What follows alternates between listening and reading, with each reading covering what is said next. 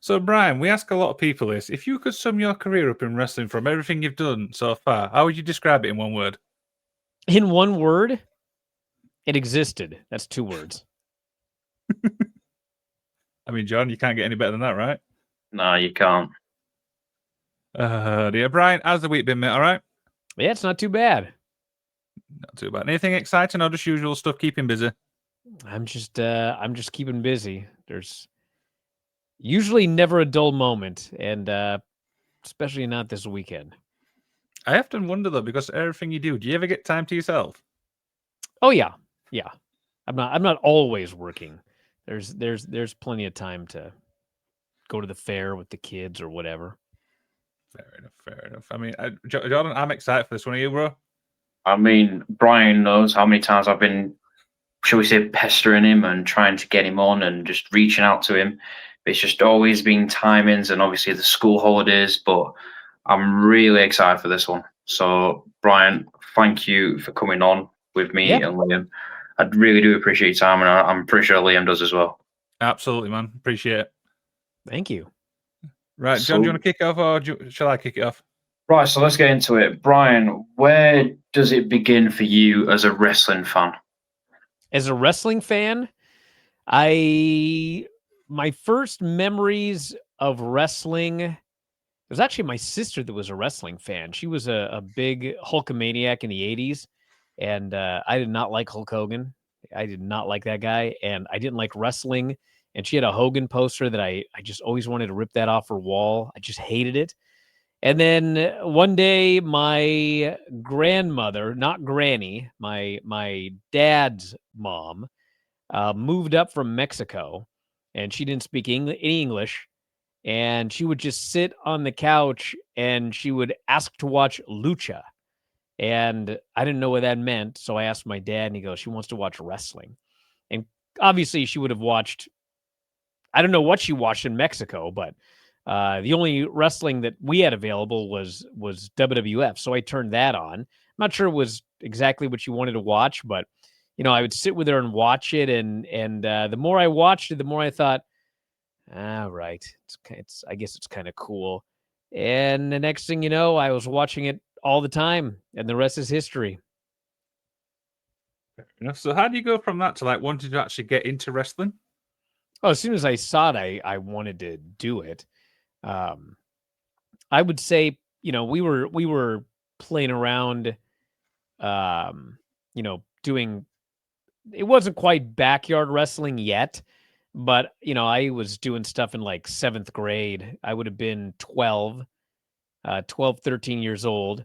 And then a few years later, probably around 14, 15, 16, that's when we actually started a backyard wrestling group. We had TV on public access every week. We like filmed these shows, and we ran events at this gymnastics place, and fans would show up. We didn't have a ring, but we had the gymnastics spring floor, and me and all my buddies would do pro wrestling. I was in high school at the time, and we would put on these shows and film them. And I got an editor, like the 2 VCR gimmick back in the day, and I got a title maker and put these 30-minute shows together that would air on public access. And we did that for probably 2-3 years until the gymnastics facility kind of decided, I don't know if our insurance covers this. And once they decided that was the end of the YWF. Interesting. Jordan, back to you, bro. So you've gone from you've pretty much done it all. I would say you've been growing up watching it. You've been in the ring. You're a journalist. You've got your own podcast. How obviously we know you're a family man as well. How do you juggle all that? It's mostly just scheduling. I mean, with the exception of like some of the pay-per-views, I mean, I don't watch anything live. That's, kids are home from school, got to put kids to bed. I mean, I'm not watching, I'm on the West Coast of America. So it's like, I'm not watching these shows at 5:00 PM. And, I watch everything on delay starting at about 9. And, you know, Dave's usually not ready to record a show till after midnight anyway. So I can easily watch everything after everybody goes to bed and then, you know, do the Dave show. And then especially it's a lot easier during the school year because Observer Live, the kids are at school. So that's not a problem. After dark, the kids are at school. So it's mostly just anybody who works at home, you just got to try to, you know, work around everybody's schedule.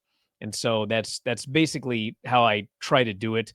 Um, but it's possible. I mean, I think that anybody who says that they work like sun up to sundown, I think you're inefficient. I mean, there's a lot that you can get done in a shorter amount of time than it would seem sometimes if you look at for example, all of the stuff that I churn out. It's not a 24/7 deal. I see you, man. I want to ask about the Chop and Roll Express. This is a comedy name. How did this all come about? I was retired for a long time, and in 2006, 2007, my buddy Mikey, who was a subscriber, he had heard an interview that I did with Larry Sweeney, and he thought it was a really good interview. And he said, you know, you guys got a lot of chemistry. You want to do a match with Larry? And I was like, I don't know. I think this was actually the first show that Mikey ever ran, and he wanted me versus Larry Sweeney on the show. And so I had retired prior to that as well. But, you know, he talked me into coming back for this match with Larry Sweeney, and it went well. And we ended up doing 3 matches together. And then, you know, once I was kind of back, I was sort of back. So I did some shows all over the place for Norm Connors and Mikey and this guy up here, Caden Matthews. So I did that probably till about 2010 or so. And then I had another retirement. And then probably around 2018, I had been doing a podcast with Filthy Tom, and he'd been a UFC fighter, and then a bunch of stuff happened, and he was not a UFC fighter anymore, and he went into pro wrestling. And we basically got to talking, and Mikey was sort of like, you know, you want to come back for another match for me? You and Tom can team up. And I had not wrestled in a long time, and the business had changed a lot. And, you know, when I was a kid watching The Ultimate Warrior, Dino Bravo, these WWF shows from the 80s, you know, that was a period where I was athletic. I was a gymnast. I was, you know, and I watched the matches and I thought I could do that. And I did, and I could. But nowadays, you know, you look at the matches, and especially because I'm older, it was kind of like, I can't do what these people do nowadays. But Mikey said, I'll get you the Rock and Roll Express. You and Tom against the Rock and Roll Express. And I was like, I'm in. And so we did the match, me and Tom, the Chop and Roll Express, because by that time, my only move was like a chop. I think I had a chop and a super kick. That was about it. And so we did the match with the Rock and Roll Express, and I had a great time. And then it was kind of like, man, let's do more. And so we pretty much did matches pretty regularly.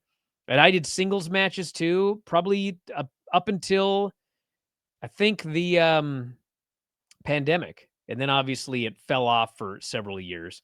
And then I think I had one more match after that with Tom, the Chop and Roll Express versus the Bang Bros, who are no longer the Bang Bros due to, I guess, trademark claim or something. But anyway, that was pretty much the end. It didn't go exactly how I wanted. I quit on the mic afterwards as a shoot, and I haven't been back. So that's how that worked out. Interesting. John, back to you, bro. So you mentioned Brian, obviously previously you're Dave Meltzer. How did your relationship become about with Dave? Well, back in the 90s, everybody had 900 hotlines, you know, 1-900, whatever. And they would have them for wrestling news, like WWF had a hotline, WCW, The Observer had a hotline, The Torch had a hotline. I mean, there were hotlines everywhere. And so I started a hotline, and like it was going really well. But the thing with 900 numbers is if you called and rang up like a $900 bill, and then all you had to do was tell the phone company, I refuse to pay these charges, and they didn't make you pay. And then whoever the provider was, in this case, me, I not only had to pay back whatever my cut would have been, I had to pay back the entire $900. So some kid called and rang up like a $2,000 bill over the course of a month or two. And his parents, were like, we ain't paying this bill. And so I got hit with this $2,000 bill for this. And I didn't have $2,000 at the time. And I was like, oh my God. So, long story short, that was the end of the hotline. And I ended up, I was an observer reader. I'd never talked to Dave in my life. And so I sent him a fax, and I said, I think it was Scott Hudson was leaving the Observer hotline, and I sent him a fax, and I said, I've been doing the 900 line. I know you've seen my newsletter. I'd be interested in taking his spot on your hotline. And he said yes. And so that's how I started working with Dave. And I did that hotline for probably a year or two. And then in 1999, IATA started up, which was an online radio station. And he was going to do it, I think he was going to do it solo. But he did one show. It was like a 2-hour show every day, like Monday through Friday. He did one show and he was like, I need a co-host. And so he called me and I agreed to do it. And I pretty much helped co-host via telephone like every day for a year or two and free. And then finally they started to pay me. And like, I thought it was rich, and it wasn't even much. It was like $200. I think it was 200 a week is what it was. And I thought it was rich, $200 a week. And so like I moved out, got an apartment, the whole shebang. And like as soon as I signed the like 1-year lease or whatever, IATA went out of business. And so that was basically how I first met Dave, is doing that show together when he needed a co-host. And then from there, we did Observer Live on IATA or on Sports Byline together. And then I started my website in 2005. I tried to get him in 2005, but he didn't think it was going to work. And so we had 3 years, and it grew like really fast. And so after 3 years, he was doing Yahoo MMA reporting, and it was just too much for him. And so he basically called and said, I'm ready to do this website. And so he came on in 2008. Awesome. I want to talk about the books, Dave. Obviously, you wrote, because you brought Brian, sorry, The Death of WCW. How did this all come about, the process? That one was Artie Reynolds of Wrestle Crap. He had written Wrestle Crap, and they had contacted him about doing another book, and he was also a subscriber. And so he contacted me and he said, hey, you want to co-author this book about WCW? And I said, sure. They just died. I could use some cash after IATA went under. And so, the original book was, I can't even remember what it was. It was something like, I can't remember what the original thing was, but we started on it and it just became a narrative. And so we wrote it. And, this was 2004. There weren't a lot of wrestling books. And so we wrote this big, long book, and the publisher was just like, this thing's way too long. So we drastically cut a bunch of stuff out, and it got published, and it did really well. And then 10 years later, they said, hey, you want to do because by 2014, there were books everywhere. So at that point, they knew that fans could like read a longer book. And so they offered to do an expanded edition. And so we basically put everything back that we'd originally written and then updated it with a bunch of new stuff. And the new book was like 400 pages or something like that. And that one sold really well also. And, it's 2025. I just got a royalty check like 20 years later. It sold 108,000 copies. Jesus. So I mean, it could not possibly have done better. I was kind of spoiled because, writing your first book and doing 100,000 copies, I did another book in 2019, the 100 Things WWE Fans Should Know and Do Before They Die. That did not do 100,000 copies. It's a bad timing. WWE was just like, everyone hated it in 2019. It was a terrible time for the book to come out. But interestingly enough, I just got the check for that book as well. And this year I got the biggest check I've gotten in years from that book. So I think now, I don't know what happened, but like people apparently have discovered it now 5 years later because there's like all these new WWE fans. So now that one's doing pretty well. So I'm pretty happy with how things have gone. Okay. John, back to you, bro. So you mentioned earlier that you started your own podcast. Was it 2005? Was that the Figure 4 Weekly, if I'm correct? Well, the Figure 4 Weekly was the newsletter. And, from 95 to 2005, I just had a print newsletter and I was doing Observer Live. And in 2005, like it was not doing well. I mean, the postage costs were sky high and the printing costs were sky high. I was like, man, this is not working. And so I talked to my brother-in-law and I just said, dude, I don't know what to do. Like, is there any way to like email this newsletter or something so that I can save on postage? And he goes, why don't you just do a website?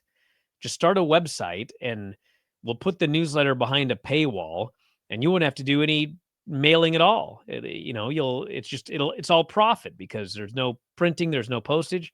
I was like, all right. So we launched Figure 4 online and all it was a website and you could get the newsletter if you signed up instead of having it mailed to you. So, we did that it wasn't actually very long. It was like a month or two. And I think maybe the Torch had a website, and I think they were doing these audio recordings that they called hotlines or something like that. And I was like, can we do some audio or something? Like maybe I could review just do some audio like we do on Observer Live. And I will never forget, he goes, why don't you do a podcast? And like in 2005, it wasn't even a word. I was like, what is a podcast? Like there weren't even podcasts. I said, what is a podcast? He goes, you record it and then like we put it online and people can download it on their iTunes.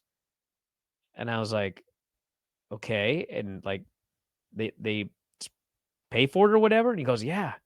And so I had no idea whatsoever. And so we started the podcast. And what I basically did was I would record these podcasts for the website. Because I don't know if you could do paid iTunes podcasts at the time. I think I did the podcast for the website, where if you were a subscriber, you could hear the podcasts. But once a week, I would do one free, and I would put it on iTunes, and the free one would plug the website. And so this thing exploded once I did that. And we got like a ton of subscribers, and like all of a sudden, everybody, they were more into the audio than the newsletter. And at that point, it was kind of like, we need to just go full on into podcasts. So I did Figure 4 Daily, where I interviewed guests. And then we had the Brian and Vinny show, where we reviewed shows. And then I would have Dave on as a guest, like once, I think it was once every 2 weeks before he came on board in 2008. And so, yeah, like there was, I don't know if it's still there, but on Wikipedia, they had a history of podcasts page. And we were there as one of the first podcasts. Like we got in like at the very beginning before it was even really like a word. And I think that's one of the reasons that it worked out was we were on the ground floor, like without even knowing we were on the ground floor of anything. It was just like, here's this iTunes thing and you can do whatever. And that's how that all started. Awesome, man. I want to ask you about the wrestling fan base. How would you describe the wrestling fan base as a whole? I don't know, man. They've changed a lot. They're very passionate, one way or the other. I mean, I think it's any fan base though. Like any fan base is going to be very passionate and they like what they like. And I will say that nowadays you go online, you go on Twitter, and you go wherever, and you get this idea that these people are out of their minds. And really, I would say that the vast majority of any fan base, they're just like normal people. But you hear from the ones that are like, you know, and so we hear from those people all the time, and so you get this idea that that's the whole fan base, but it's really not. Most wrestling fans are just like, normal people. They like wrestling. They quietly listen to their podcasts. They never say anything. But then you have the ones that are like loud and they make their voices heard, and it's usually anger. I don't like this. I don't like that. I don't want to hear about this, whatever. But I think the vast majority are largely just, normal, friendly people that like wrestling. I think that's fair. John, back to you, bro. Ryan, what is your opinion on WWE acquiring AAA? Do you think it's good or bad? Well, the thing with AAA is that I see a lot of people romanticizing the old AAA.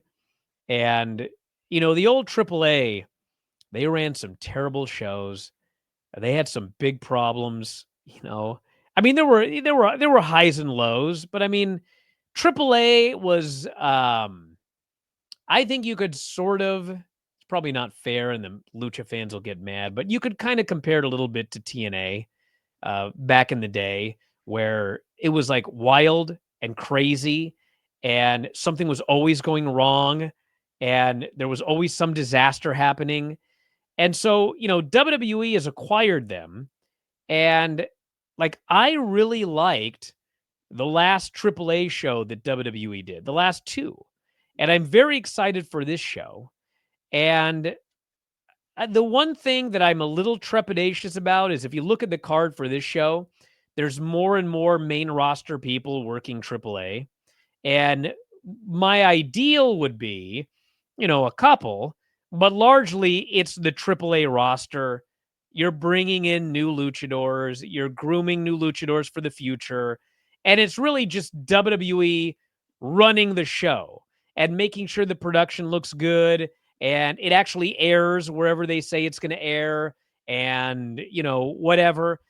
Like, I want the spirit of the old AAA to be there. But at the same time, I don't want all of the disasters of the old AAA. I want it to be like a professional version of the old AAA, which I guess really isn't the old AAA, but still a professional version with the spirit of AAA and Lucha Libre.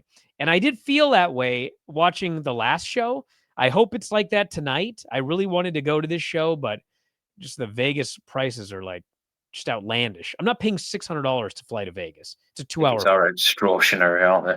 Ridiculous. So I can watch it on YouTube for free. But I did want to go. Like, I really like this, what they've done with AAA so far. And, it seems like a lot of the people involved are pretty bullish on it as well. So I hope they can keep it largely a lucha promotion with just some modern day WWE cash inflow, production inflow, et cetera, et cetera. Yeah. Okay, I like that. Steve, I'm going to follow on obviously what John has said there. And what's your thoughts on obviously the TNA and WWE partnership? Well, a lot of people are, I shouldn't say that. If you go online, a lot of people are down on it. But I think that it's actually, I mean, the thing I keep hearing is it's not benefiting TNA in any way. And that is not true at all. I mean, if you look at TNA attendance numbers and ticket sales and just like the number of people that are talking about TNA now, I mean, it's way, way, way up. And they have, I mean, the one thing about it is, WWE is the larger promotion, obviously. They're in control. So like, the TNA guys are always putting over the WWE guys. I'm waiting to see a little bit of that go the other way. And, now that they announced Mike Santana and Trick for Bound for Glory in a singles match, I think We're going to have a TNA guy actually win the TNA title back from a WWE guy, which I think they do need to do. You don't need to do it all the time, but I do think that you need to do it here and there. And I like it because, you can send WWE talent that, like, we got nothing to do with this person. Send them there for a while. You can bring TNA guys to NXT, which has made the show better because there are a lot of talented people in TNA. And, you've also got the ability to send a Trick Williams to TNA, and he's working like a lot of shows. He's working NXT, then he does an NXT house show, then he goes to TNA, then he does a TNA TV, does a TNA pay-per-view. Like, that guy has improved a lot, having the opportunity to do that. And other people will as well. So I don't see any downside to it. I mean, it hasn't hurt WWE. It hasn't hurt TNA. I don't think it's helped WWE much. Maybe just, a little bit more excitement on the NXT shows because you see these different people, but it's definitely helped TNA. So I think it's been a big positive. Okay. John, back to you, bro. So we've not mentioned one particular company, and that's AEW. What is your opinion? I know, and I've asked all of these other people, but for it to come from you, it'd be really, really awesome. What is your opinion on? Do you think WWE is countering their shows? Oh yeah, absolutely. I mean, it's been done on purpose up to this point, and WrestlePalooza obviously was booked on the same day as All Out for a reason. Obviously, they booked 3 shows over All In weekend for a reason.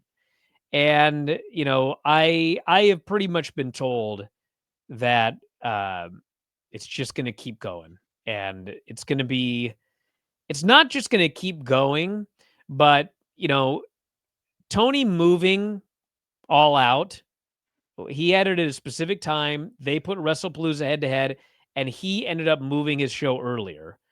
I mean, I know people argue that this was like a smart idea and everything like that. And maybe like for one day, maybe it's a better idea. I don't think it is.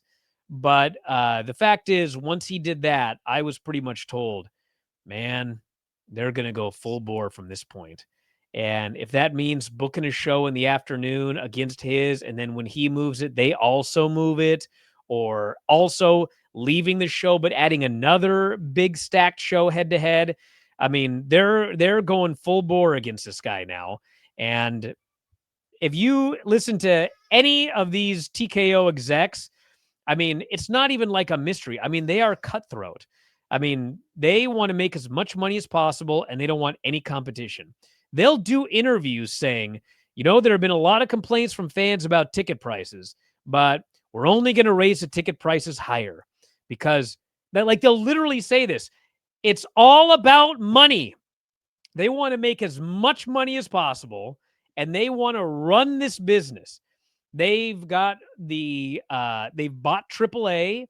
They've got right of, like, if TNA is ever going to sell, WWE gets the first opportunity to purchase. And I mean, they want to own everything.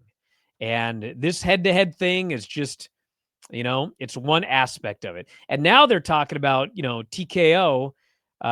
There's talk of one of their properties wanting to buy WBD, which means they would own the stations that own AEW's television contract. So it's 100% a war, and it's all by design. It's good competition, though. It's good competition, isn't it, for wrestling? Let's be honest. Well, I mean, it's good. What you want is 2 strong companies, and it's funny because everybody knows that. Even Vince McMahon knew that. And I'm sure everybody in TKO knows that what's best for the business is probably 2 strong organizations, but they cannot help themselves. They want to crush number 2, make sure they're like a distant number 2. Like, they still want them to have, like, give these guys experience and get them over to a degree and everything, because they're always going to need new talent. but they want to be far and away, like not even within shouting distance, number one to everybody else. And if they can own you, they will. That's their business model. I think that's fair. John, back to you, bro. So something that got recently announced, I'm pretty sure you know what I'm going to ask you, Oh yeah. is I'm very biased. I have my opinions on it, but you'll know with us being in the UK now, I think, and you can probably agree that international crowds are good, but I'm not saying anything against Saudi Arabia, but I think the UK should have had the first dibs when it comes to WrestleMania. That's just being biased. Well, I understand what you're saying, but it's exactly what I was just talking about. They want money. And this Saudi WrestleMania, I mean, listen, I threw out the number, but this is at minimum. At minimum, this weekend is going to generate well over $100 million for WWE for one weekend. Okay. When they run Sick. Las Vegas, for example, okay, they're going to run Las Vegas. They're going to get a site fee for Las Vegas. Okay. I don't know what it is. I actually thought it was higher, but I think the number was like $8 million. Like the city is paying them $8 million to bring WrestleMania to the city. So like they had a deal with New Orleans, and then Vegas, said, you know what, we'll offer you this amount of money. And I think it was about $8 million. And so they pulled out of New Orleans after announcing it, like everything. They pulled out to go to Vegas for $8 million. Okay. Saudi is going to pay them over $100 million for that show. So London's not coming up with $100 million. And no city is coming up with $100 million.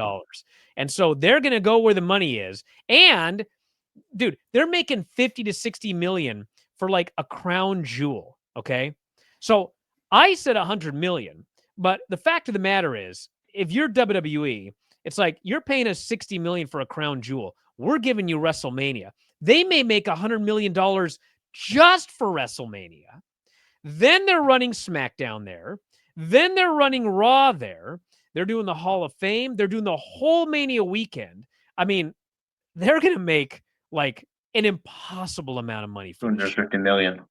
And WWE had been talking about, okay, fans are upset, they want to travel, but they don't want to go to Saudi. Well, maybe we'll do we'll do a year with 2 WrestleManias. Well, I can't say this 100%, but the rumor is Saudi doesn't want that. It's like, we got WrestleMania. That's the one WrestleMania you're going to run. And I mean, if they're putting their foot down there, I mean, WWE can say, hey, fine, you get the one WrestleMania, 150 million for that show. Add the extra 20 million for Raw, whatever. I mean, this could be a big, it will be the biggest weekend for wrestling in the history of Earth by like multiples.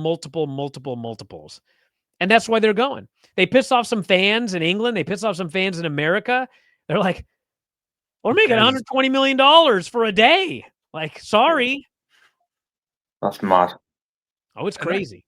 And that kind of leads me on to my next question. I mean, I think I know the answer as well. Do you think wrestling's more about money now than fans? Well, I think they know. Here's the thing.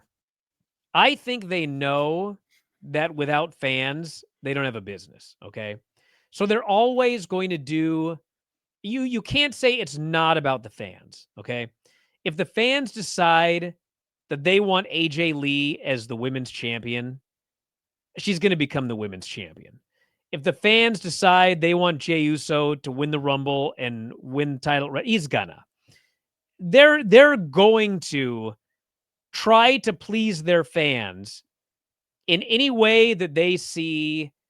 They're not going to do something that's going to hurt business, but if they think it's something that the fans will enjoy and it will be, a net positive, they're going to do it. They're going to give you what you want in a lot of different ways. But if they can make money, they're going to make money.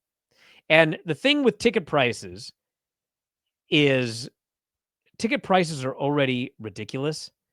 Like when they ran the O2 and, or or it wasn't AO2. It was the show they did in France, where they had a larger gate than Taylor Swift. Yeah, I saw that. That's mad. That's actually legitimate. That's what their ticket prices are like.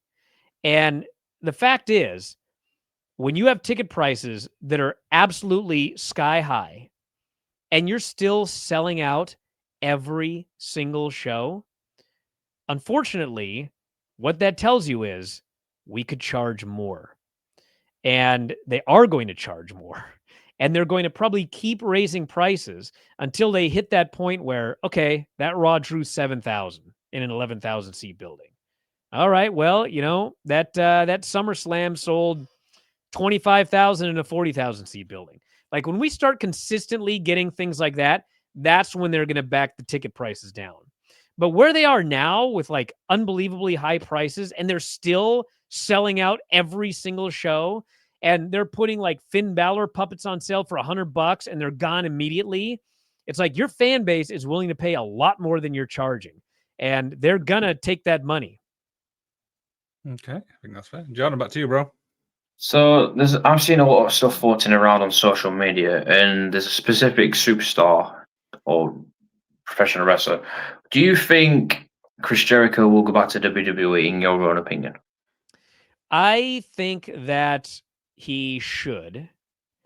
I don't know if he will, but I think he should because someone mentioned this on Observer Live. Somebody, I think, maybe text message or emailed or whatever, but they said, you know, we're in an era now where WWE is all about, like, look at the John Cena retirement tour. How much money have they made on the John Cena retirement tour? They are making bank. Don't want to think. And, you know, NXT this week. What was NXT? It was all about building up next week's NXT Homecoming. Mm-hmm. All these big names are on the show. And Tyler Breeze. Nothing against the guy, but so what this is an era where fans are into paying money to see big names come to their town. And they're running towns less. I can't remember the last time they were in Seattle. You know, it's not like this is a small market, but they're not coming here every month. So, you know, for Chris Jericho, 53, I think he is, you know, he's probably on the tail end of his career.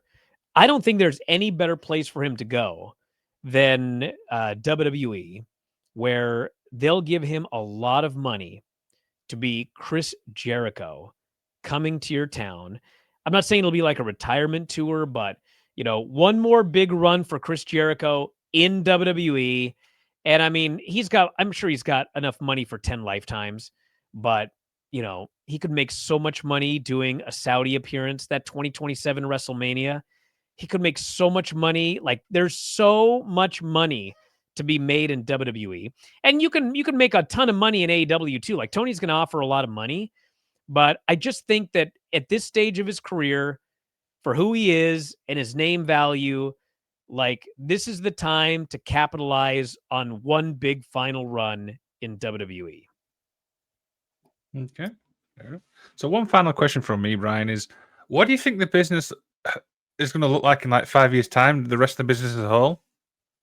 Oh God, I have no idea.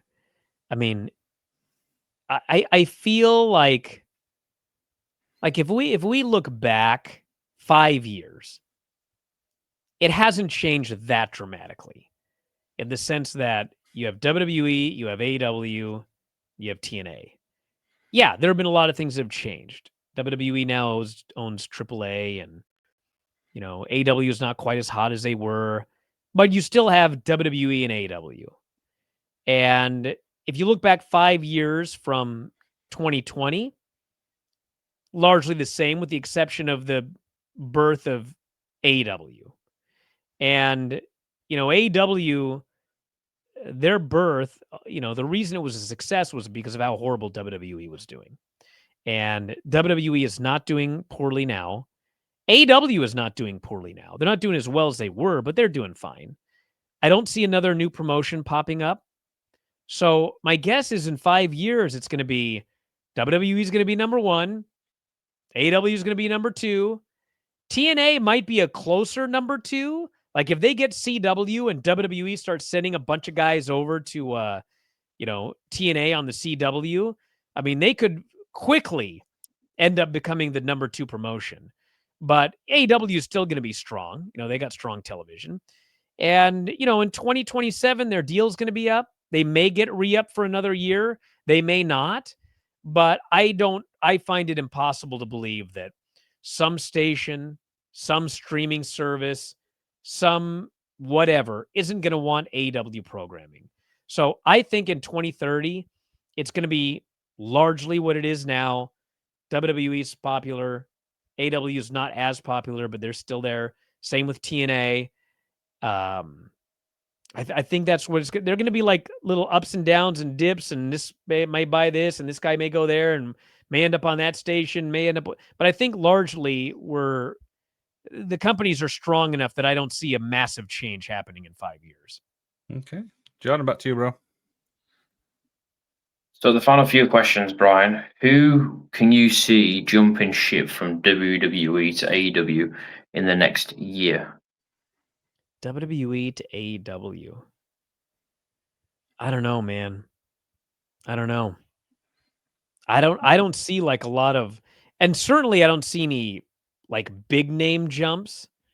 They got a lot of people that have signed fairly recently, and I mean, AEW's got a lot of money to spend, but I mean, the gap between the two in the sense of, how much money you can make, how big a star you can be worldwide. I mean, WWE's got a lot going for it for a lot of people right now. I mean, we saw a lot of free agents, we had like Stephanie Vaquer and Julia and what's his name now? JC Mateo. And, these people, they all chose to go to WWE. And, there have been some, there will always be some, like Josh Alexander is a good example. He's, I'm sure, offered good money from WWE. But for him specifically, he wanted to go where he would have the best matches with the people that he felt were the best opponents. You're always going to have people that choose that. Yeah. I don't know how many people like that are in WWE now because it's been 5 years. Like if you were Drew McIntyre and you were more about, I want to have great matches than be, a sports entertainer, he would have left, but he didn't. So, I can see, I see like for the first few years of AEW's existence, we saw a lot of people going from WWE to AEW. This next 5 years, I think it's going to be the other way. I think we're going to see a lot of people from AEW. Their deals are going to come up and they're going to go to WWE. And obviously there's finite spaces in WWE. So, they will release people and, people they release are going to end up in AEW. But, we have not seen a lot of people going WWE to AEW. And it's now been 5 years. And I just think, of late, it's been the other way. AEW to WWE. Mariah May and Ricky Saints and Ethan Page, and I'm sure there's going to be others. So I think it's going to be more this direction for the next 5 years, whereas the first 5 years, it was that direction. Yeah, I see what you mean there, man. So the final two questions. Who is your Mount Rushmore of professional wrestling? Oh, God. I don't know, man. I mean, like when I was a kid, it was Shawn Michaels, Bret Hart, Ric Flair. I mean, those were the top three. When I was a little bit older, you could add Chris Benoit. I think he'd probably have to be carved off the mountain now. But before all that happened, I watched that guy wrestle and was like, holy smokes. And, you can look all around the world. Like, problem with the Mount Rushmore is 4. It's like, you just can't do it. You'd have to pick like one from Japan and one from Mexico and only one from America. It's hard. But those were the ones growing up. And, nowadays, like, not the Okada now, but like in 2018, 2019, I mean, I was convinced that's the best wrestler I've ever seen in my life. And you look at like a Will Ospreay now and Kenny Omega. I mean, these guys are absolutely unbelievable. And, Bryan Danielson. I mean, there's just so many. I can't even do a Mount Rushmore. I mean, it's just I guess if you go historically, it'd probably have to be like, I don't know. I don't even know who would be. I mean, Hogan's got to be on there. Ric Flair's got to be on there. Probably like Ricky Dozan, El Santo. I mean, there's a lot. I couldn't even start. Yeah, there's loads in there. Literally, there's loads, and I ask every guest that I have on that, and to hear people's different answers and styles of wrestling in it, because it all goes on what you like.